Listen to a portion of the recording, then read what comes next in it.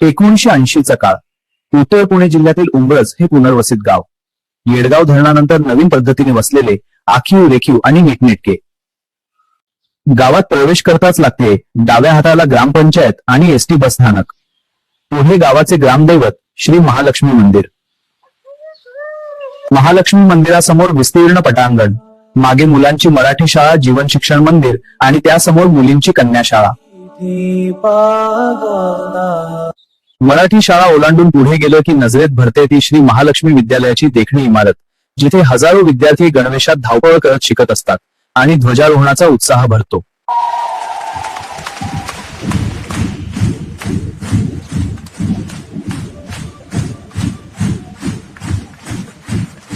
कन्या शाळा आणि मुलांची शाळा यांच्या मधोमध जाणारा धुळकट रस्ता, जो दांगटपट आणि जुन्या उंब्रज गावाकडे नेतो. दक्षिणेकडे सोंडेवाडी आहे, उत्तरेला मळेरान, लक्ष्मीनगर, चौधरपट आणि त्याच रस्त्याने पुढे उंब्रज नंबर 2 गाव लागते. तिथेही मळगंगा आणि अंबाबाई मातेचे मंदिर आहे. गावाला लागून पश्चिमेस खळखळ वाहणारी पुष्पावती नदी आणि भव्य येडगाव धरण, ज्यामुळे गाव सुजलाम सुफलाम झाले आहे. महालक्ष्मी मंदिरासमोर उजव्या बाजूने वळून 200 मीटर अंतरावर उभे राहते मळगंगा मातेचे भव्य मंदिर, ज्याच्या समोर विस्तीर्ण पटांगण पसरलेले आहे. मुख्य रस्त्याच्या पूर्वेस फुटणारे अनेक छोटे उपरस्ते आणि गल्ल्या, जिथे पारंपरिक घरांच्या ओळी लागतात आणि ग्रामस्थ शेत अवजारे घेऊन चालत असतात. दक्षिणेकडे सोंडेवाडी तर पूर्वेस शिंगोटपट आणि तसेच पुढे गेली की काळवाडी गाव. इथे दत्त मंदिर आणि भैरोबाचे मंदिर. गावातील लोक अष्टाळू व मातीशी घट्ट नाते जोडलेले. सकाळी लवकर उठून शेतात नांगर धरतात, पिकांना पाणी देतात, घाम गाळतात आणि जीवनाचे बीज पेरतात. पाण्याच्या बाबतीत गाव पूर्णपणे स्वयंपूर्ण आहे. शिवार हिरवेगार दिसते, जिथे पालेभाज्या, गहू, बाजरी, हरभरा, केळी, द्राक्षे, ऊस आणि पक्ष्यांच्या किलबिलाटाने शिवार मोहरून जाते.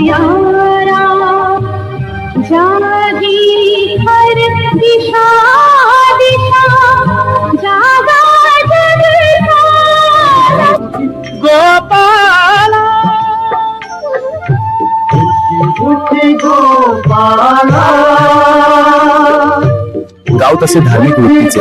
सकाळची सुरुवात काकड आरतीने होते. मंदिरात घंटानाद गुंजतो. स्पीकरवर उठी उठी बा गोपाळा, केशवा माधवा या भक्तिगीतांनी सकाळ ताजीतवाणी होते. संध्याकाळी मंदिरात भजन हरिपाठाचा कार्यक्रम असतो. बुजुर्ग मंडळी आणि लहान पोरं हिरहिरीने भाग घेतात. टाळ, मृदंग आणि पखवाजाच्या ताळात भक्तीचा सागर उसळतो. जय जय राम कृष्ण हरी, जय राम कृष्ण हरी, जय जय राम कृष्ण हरी, जय जय राम कृष्ण हरी, जय राम कृष्ण हरी, जय जय राम कृष्ण हरी. अशा या सांप्रदायिक गावात गणपतराव राऊत पत्नी शांताबाईसह राहतो. हे गाव मातीचे रस्ते आणि दगडविटांच्या घरांनी भरलेले आहे, जिथे दूरवर शेतात गाई म्हशी चरताना दिसतात. बाहेर विस्तीर्ण अंगण, त्याला लागून एक छोटा ओटा. तिथेच डाव्या हाताला एक कडेला पाण्याचा रांजण आणि त्याच्याच शेजारी आंघोळीसाठी ठेवलेला मोठा दगड.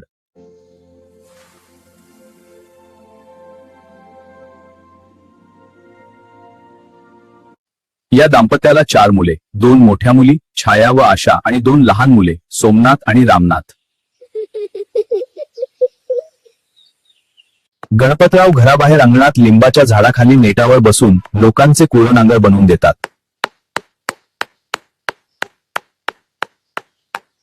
तर शांताबाई दुसऱ्याची गुळे राखते, शेतात मोलमजुरी करते, रोजाने बांधकामावर जाते आणि फाटक्या संसाराला ठिगळ लावण्याचा प्रयत्न करते.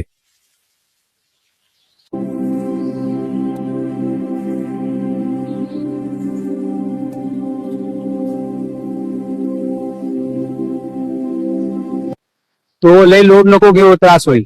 असे काही नाही, मी ठीक आहे, तुम्ही काळजी घ्या. बर, पण सांभाळून जा. हो, तुम्हीही.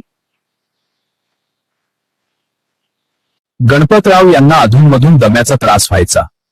काम करता करता मध्येच धाप लागायची, पण डॉक्टरकडे जाणे त्यांना परवडण्यासारखे नव्हते. जा, शाळेत जा. लवकर जा. हो बाबा. या दाम्पत्याचे स्वप्न मोठे होते. आपल्यासारखे कष्ट मुलांच्या वाटेला येऊ नये यासाठी ते 4ही मुलांना शाळेत घालतात. गणपतराव यांचा चुलत भाऊ दगडू दादा याचा एक मुलगा सदानंद पुण्यात डॉक्टर झाला होता.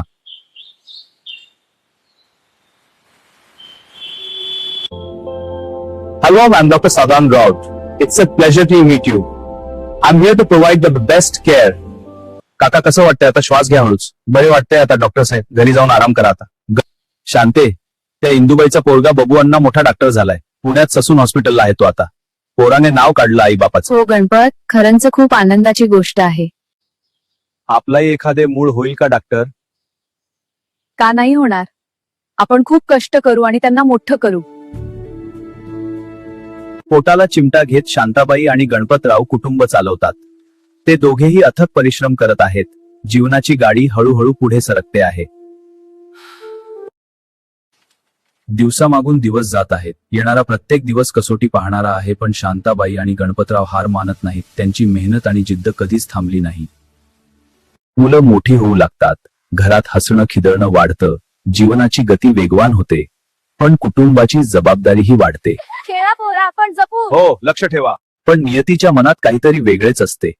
कुटुंबाच्या वाट्याला एक अनपेक्षित वळण येते, जे कुटुंबाला उद्ध्वस्त करणारे ठरते. वर्ष 1984, ऑगस्ट महिना. वेळ सकाळी 9ची. पावसाची रिपरिप चालू आहे. गावात शांतता, पण गणपतरावांच्या घरात जीवनाचा संघर्ष सुरू होता. गणपतराव अंगणात सुतारकाम करत आहेत. करवतीने लाकडं कापत आहेत. पावसाची रिपरिप चालू आहे, मात्र ती त्यांच्या कामात अडथळा आणत नाही. शांताबाईची घरात जेवण तयार करण्याची लगबग सुरू आहे. ती चुलीवर भाकरी भाजत आहे. ओठात गाणे गुणगुणत तिचे हे काम चालू आहे.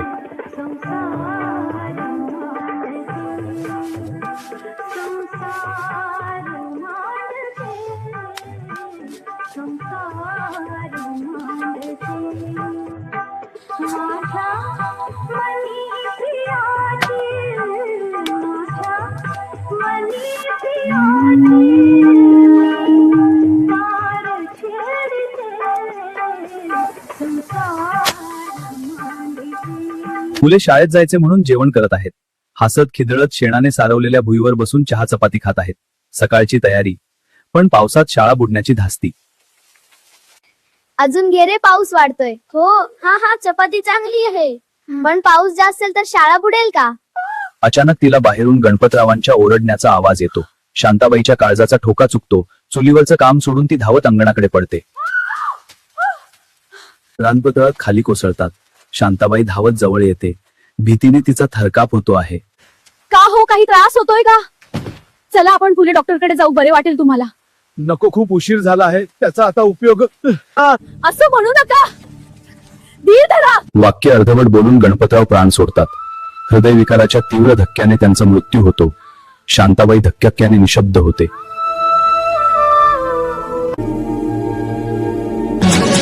काय मागावं मी देवा, घर सुखात माझ्या जीवा. काय मागावं मी देवा, घर सुखात माझ्या जीवा. घरी जन्माचा उद्धार होता सोन्याचा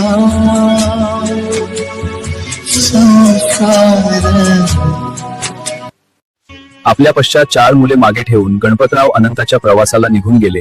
शांताबाईच्या पाठीमागे कोणाचाही आधार नव्हता. शांताबाईवर दुःखाचा डोंगर कोसळला.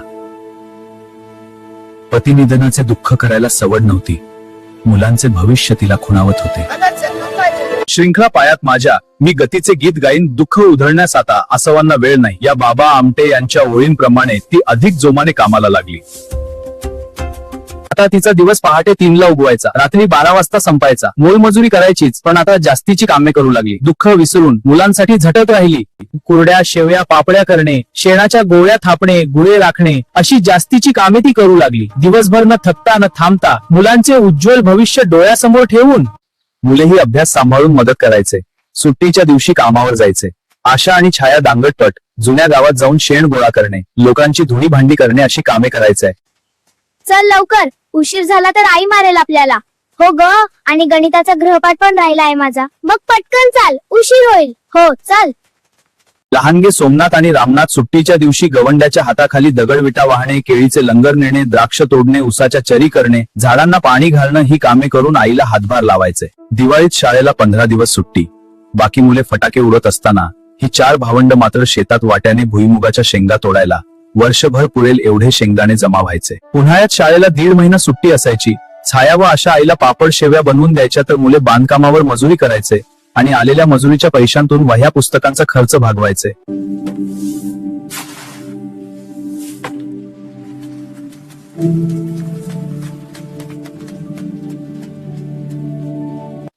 मात्र असे असूनही कोणताही एक्स्ट्रा क्लास न लावता वर्गातील पहिला नंबर मुलांनी सोडला नाही. ते कायमच अभ्यासात अव्वल राहिले. शिक्षक आणि उंबरजकर ग्रामस्थांना या मुलांचे फार कौतुक असायचे. या मुलांचे भाग्य थोर की यासारख्या दर्जेदार शिक्षण देणाऱ्या संस्थेत त्यांना गुणवत्तापूर्ण आणि संस्कारक्षम शिक्षण मिळाले. येथील हेड सर पवार सर आणि त्यांचा सर्व staff, Sayyad sir, Wakale sir, Gholap sir, Ghorpade sir, Borkar sir, Thorve sir, More sir, Hande madam या सर्व गुरुजनांनी या मुलांना मदत केली. रोज सायंकाळी सोमनाथ आणि रामनाथ महालक्ष्मी मंदिरात हरिपाठाला नित्यनेमाने जायचे. व्यक्तिमत्व साकारण्यात या संत विचारांचा आणि संत वचनांचा खूप फायदा झाला. देवाची ये द्वारी उभा क्षण हरी हरी मुखे म्हणा हरी मुखे म्हणा अस्वली संसारी जीवाजे झुकली ज्ञान देव म्हणे व्यासाच्या हरी मुखे म्हणा हरी मुखे म्हणा. जय अंबे गौरी मैया जय अंबे गौरी आदिनाथ शिरा दे गौरी जय गौरी मैया जय दे गोविंदा. संस्काराचे बीज उंबरजच्या मातीत आपोआप रुजले. काळ पुढे सरकला. सर्व मुले 10वी बोर्ड परीक्षेत मेरिटमध्ये उत्तीर्ण झाली. त्यांचा पुढील शिक्षणाचा मार्ग खुला झाला. पुढील शिक्षणाची गावात सोय नव्हती. सोमनाथ आणि रामनाथ यांनी अण्णासाहेब वाघिरे महाविद्यालय ओतूर येथे तर आशा व छाया हिने सुभाष विद्या मंदिर पिंपळवंडी येथे विज्ञान शाखेत प्रवेश घेतला. ओतूर कॉलेज घरापासून 10 किलोमीटर अंतरावर होते. चुलत भाऊ बबू अण्णा यांनी त्याची जुनी वापरती सायकल दिली. सलग 2 वर्षे रोज सायकलवरून आधी सोमनाथने आणि नंतर रामनाथने प्रवास केला.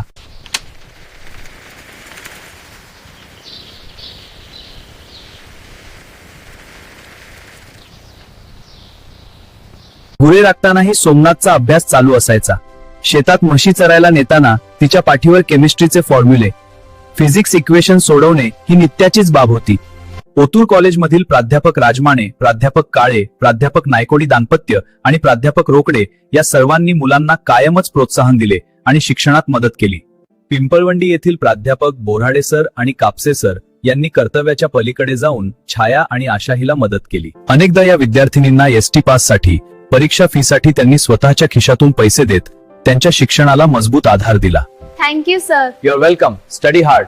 शेतात गुरे राखत आणि बांधकामावर कठोर मजुरी करत सोमनाथ आणि रामनाथ या दोघा भावांनी जिद्दीने आणि अथक परिश्रमाने आपले 12वीचे शिक्षण पूर्ण केले. सोमनाथ पीसीबी ग्रुपमध्ये 89% गुण मिळवून प्रथम आला आणि नंतर रामनाथ ही 93% गुण घेऊन वर्गात अव्वल ठरला. इकडे पिंपळवंडी येथे शिकत असलेल्या छाया आणि आशा ह्या दोघी बहिणींनी प्रथम श्रेणी मिळवत 12वीच्या परीक्षेत यश संपादन केले. 12वी नंतर सोमनाथला त्याच्या मेरिटवर पुण्यातील टिळक आयुर्वेद शासकीय महाविद्यालयात प्रवेश मिळाला. या कामी मोठी बहीण छाया, चुलत भाऊ डॉक्टर सदानंद राऊत आणि त्यांचे वडील दगडू दादा यांनी मोलाचे मार्गदर्शन केले. तर छोटा भाऊ रामनाथला मुंबई शहरात MBBS साठी प्रवेश मिळाला. रामदास विठ्ठल हांडे आणि जगन्नाथ देवराम हांडे या उंबरज गावातील सद्गृहस्थांनी मदत केली. डॉक्टर होण्याच्या दिशेने त्याची वाटचाल सुरू झाली. सोमनाथला कॉलेज हॉस्टेलला प्रवेश मिळाला नाही. राहण्याची सोय उपलब्ध नव्हती. खाण्यापिण्यासाठी पैसेही नव्हते. तो एकटा पडला. कठीण परिस्थितीत त्याला कोणताच मार्ग दिसत नव्हता. सुरुवातीचे काही कठीण दिवस त्याने शिवाजीनगर बस स्थानकात काढले. वडापाव आणि केळी खाऊन दिवसभर कॉलेजमध्ये आणि रात्री स्टँडवरच मुक्काम करत तो जगला. या संघर्षातून त्याची जिद्द अधिक मजबूत झाली. नंतर वर्गातील एक मित्र राजेंद्र प्रसाद लाहोरे यांनी आधार दिला. कसबा पेठेतील पोरे निवासमध्ये त्याला आणले आणि नवीन आश्रय मिळवून दिला. अरे राजू, मला हॉस्टेल मिळाले नाही. थोडे दिवस तुझ्यात ऍडजस्ट करशील का? वाघ भट, बिलकुल काळजी करू नकोस, मी आहे ना. आणि लाहोरे सोमनाथला घेऊन कसबा पेठेतील पोरे निवासला येतो आणि मग पुढील 3 वर्ष सोमनाथ हा पोरे निवासाचा एक घटक बनून राहतो.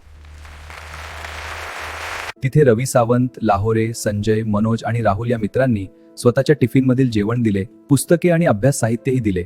मित्रत्वाच्या या बंधनाने सोमनाथला नवीन ऊर्जा मिळाली.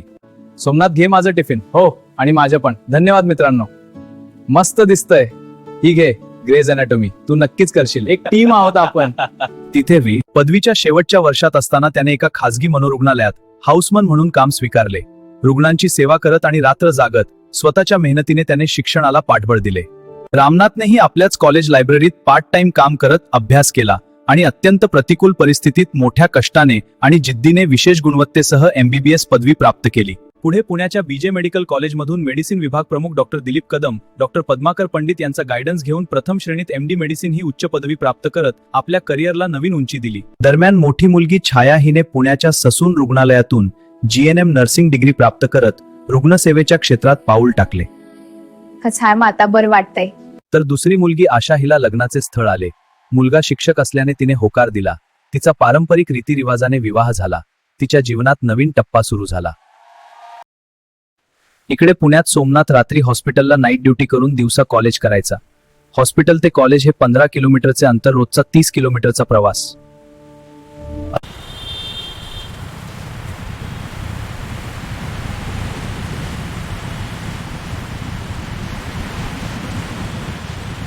रोजचा प्रवास, कामाची दगदग याचा त्याच्या प्रकृतीवर विपरीत परिणाम झाला. सरकारी रुग्णालयामध्ये गेला, पण आजाराचे निदान न झाल्याने त्याची अवस्था गंभीर झाली. गांभीर्य ओळखून मोठी बहीण अक्का आणि मित्रांनी त्याला पुन्हा हॉस्पिटलमध्ये दाखल केले. 5 दिवस उपचार घेतल्यावर बरा झाला, पण या धावपळीत त्याला पेपर देता आले नाही. त्यामुळे परीक्षेत अनुत्तीर्ण झाला म्हणून तो खचला नाही. पुढे 6 महिने जिद्दीने अहोरात्र अभ्यास करून त्याने प्रथम श्रेणीत विद्यापीठाची पदवी मिळवली. लग्नानंतर आशानेही आपले शिक्षण चालू ठेवण्याची तीव्र इच्छा यजमानांकडे विश्वासाने बोलून दाखवली आणि आपल्या स्वप्नांना पूर्ण करण्याची आकांक्षा व्यक्त केली. मला शिक्षण चालू ठेवायचं आहे. हो, मी तुझ्या पाठीशी आहे. माझी स्वप्न पूर्ण करायची आहेत. अगदी बरोबर. आपण मिळून साध्य करू. आशाला वडगाव मावळ येथील शासकीय अध्यापक महाविद्यालयात D.Ed अभ्यासक्रमासाठी यशस्वी प्रवेश मिळाला आणि तिने नवीन शिक्षणाच्या प्रवासाला सुरुवात केली. मला माझी D.Ed प्रवेश फॉर्म मिळाली आहे. मला विश्वासच बसत नाहीये. किती सुंदर कॅम्पस आहे. मला नवीन प्रवास सुरू करायची खूप उत्सुकता आहे. पतीच्या खंबीर पाठबळावर जिद्दीने आणि मेहनतीने तिने आपले शिक्षण यशस्वीरित्या पूर्ण केले. संघर्षपूर्ण प्रवासातून विजयी होऊन इतरांसाठी ती प्रेरणास्रोत बनली. आज शांताबाईची ही सर्व मुले आपापल्या क्षेत्रात यशस्वीपणे काम करत आहेत. मोठा मुलगा सोमनाथ आंबेगाव तालुक्यात शिनोली आणि आडिवरे येथे रुग्णांना वैद्यकीय सेवा देत आहे, तर छोटा मुलगा रामनाथ मोशी पुणे येथे मधुमेह तज्ञ म्हणून कार्यरत आहे. हे पहा, तुझी ग्लुकोज लेवल आता स्टेबल आहे. हो सर, आता बरं वाटतंय. असं टेक्नॉलॉजी मदत करते. मोठी मुलगी छाया उपजिल्हा रुग्णालय मंचर येथे. कसं वाटतंय आता? वेदना कमी झाल्या का? ती रुग्णांची काळजी घेते आहे, त्यांना मार्गदर्शन करते आहे. तर आशा जिल्हा परिषद प्राथमिक शाळा लांडेवाडी येथे विद्यादानाचे काम करत आहे. मुलांचा सर्वांगीण विकास करत देशाचे भविष्य घडवत आहे.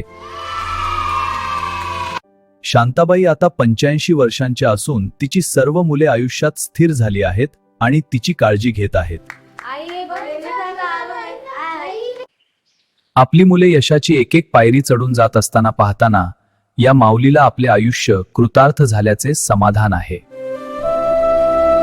शांताबाई आणि तिची 4 लेकरे छाया, आशा, डॉक्टर सोमनाथ आणि डॉक्टर रामनाथ यांचा हा संघर्षमय प्रवास केवळ प्रवास नसून संस्कार, संवेदनशीलता आणि समर्पण यांचा सुरीला प्रवास आहे. मनात जिद्द, चिकाटी असेल, अंतिम ध्येय निश्चित असेल, दुर्दम्य इच्छाशक्ती आणि सकारात्मक दृष्टिकोन असेल तर यशाचे माउंट एव्हरेस्ट नक्कीच गाठता येते. हेच या कथेतून पुन्हा एकदा अधोरेखित